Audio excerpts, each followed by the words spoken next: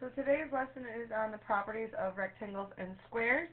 This is in the unit of quadrilaterals, which we've discussed with a shape that has four sides. We've already discussed the properties of parallelograms, which was a four-sided figure that has two sets of parallel sides. We also discussed the properties of a rhombus, which was a special form of a parallelogram. Today we're going to be discussing rectangles and squares.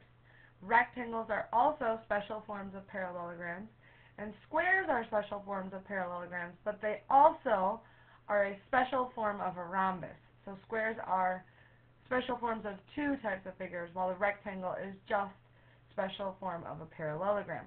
We're going to see how these things are related as we get through the properties. So the first shape we have is a rectangle, which is a parallelogram with four right angles. So we're pretty familiar with rectangles at this point, but when we get into the more specific properties, we do see more similarities with a parallelogram. So all four properties of a parallelogram apply because a rectangle is a parallelogram. So we learned that the properties of the sides of a parallelogram are that opposite sides are congruent, and that is also true in our rectangle. We learned that opposite angles are congruent. Now in a rectangle, we know that all four sides are right angles. Sorry, all four angles are right angles. So opposite angles being congruent, just like they are in a parallelogram, are true because 90 degrees is congruent to 90 degrees, and our opposite angles are going to be 90 and 90. Same thing with our opposite pair of angles in a rectangle going this opposite direction. We also learned that supplementary angles or consecutive interior angles are supplementary, which again, 90 plus 90 is 180, so we are still following the rules of a parallelogram.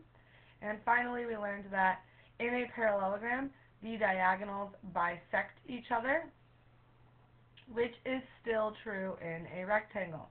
Our diagonals are cutting each other in half. So diagonal 1 is cutting the first diagonal in half, and then the second diagonal is cutting the diagonal in half. So everything is true of a parallelogram in a rectangle. We have one extra property in addition to all angles being 90 degrees.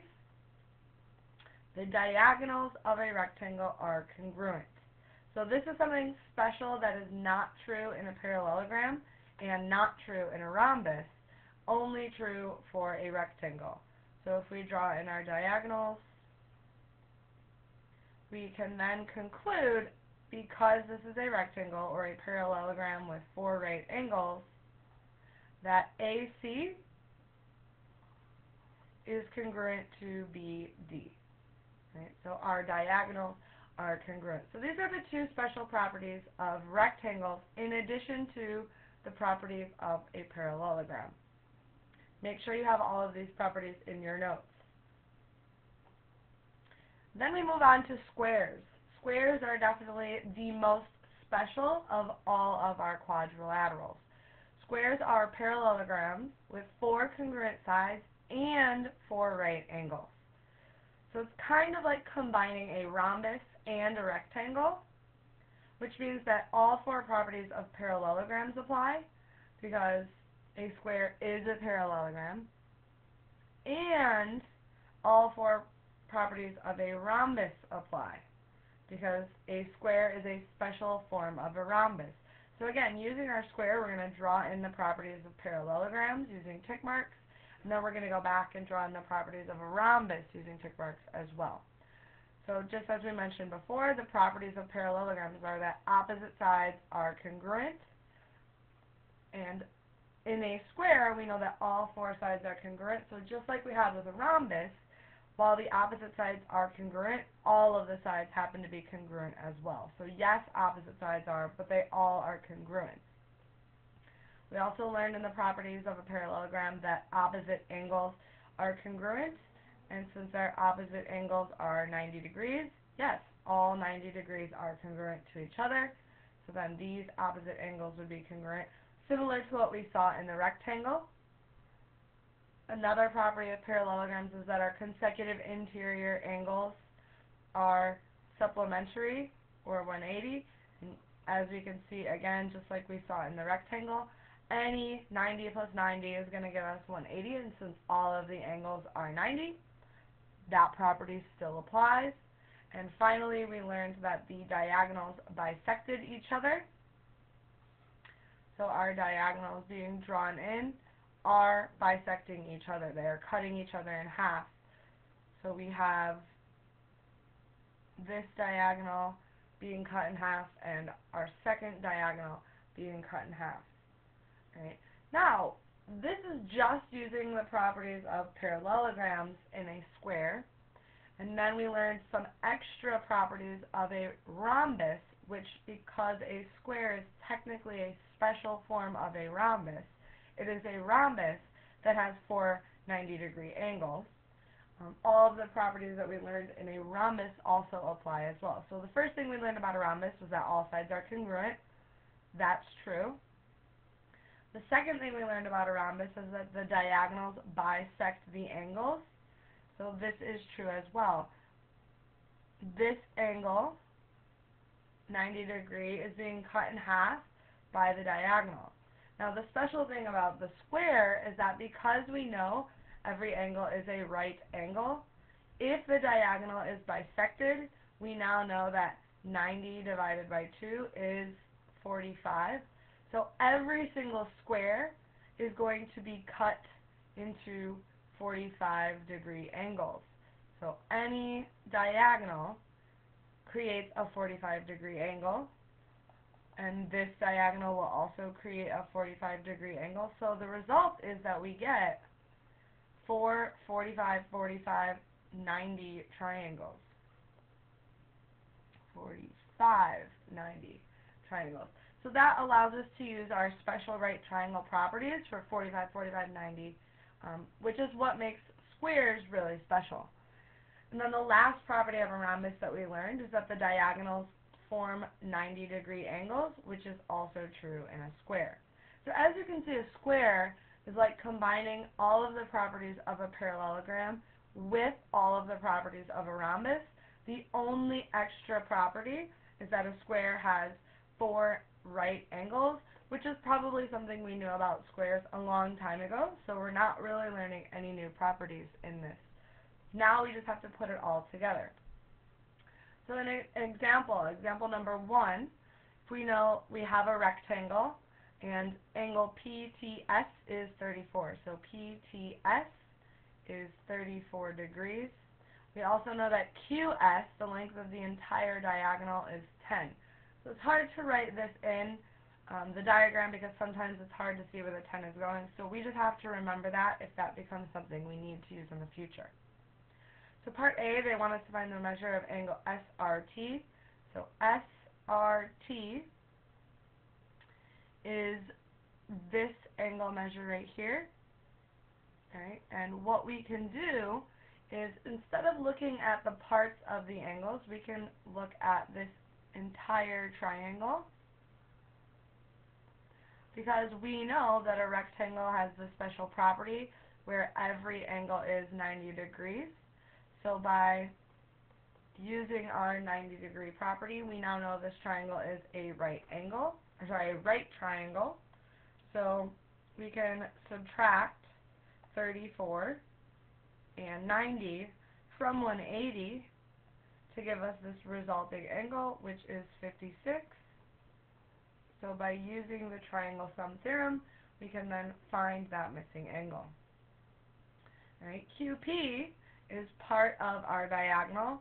Again, all of the properties of a parallelogram are true, so we know that the diagonals cut each other in half. So if I know that QS is 10, then I know that QP has to be 5, as well as PS has to be 5. And then if I want to find RT, we just learned that the property of a rectangle is that the diagonals are congruent. So if QS is 10, then RT must also be 10, and therefore each part of this diagonal, TP is 5 and PR is 5. finally, they want us to find QR, which is the top of our rectangle. Right? Now, looking at our angles, we don't have any special properties, nor do we have any right angles. So I can't use trig and use this triangle by itself to help me find QR because I don't know any right angles, and in order to use trig or Pythagorean theorem or 30, 60, 90 or 45, 45, 90 triangles, I have to have a right angle, and I don't have a right angle. So we need to use a triangle that's going to give us a right angle that we also know the angle measures for. So remember, we do know that the opposite sides are congruent, so QR is congruent to TS. So if I find TS, then I also know QR. Referring to our green triangle, we can find this angle measure because we know the hypotenuse is the diagonal of the triangle, and we found that that was 10, right? And as long as we find this unknown, we can then know that TS is congruent to QR, and we found QR. And we can use trig for this because we have some angle measures here. We know 34, we know 56, and because we have a right angle, we can use trig. So we're going to use SO, CA, TOA, and we just need to determine which trig ratio we want to use. I'm going to start with 34.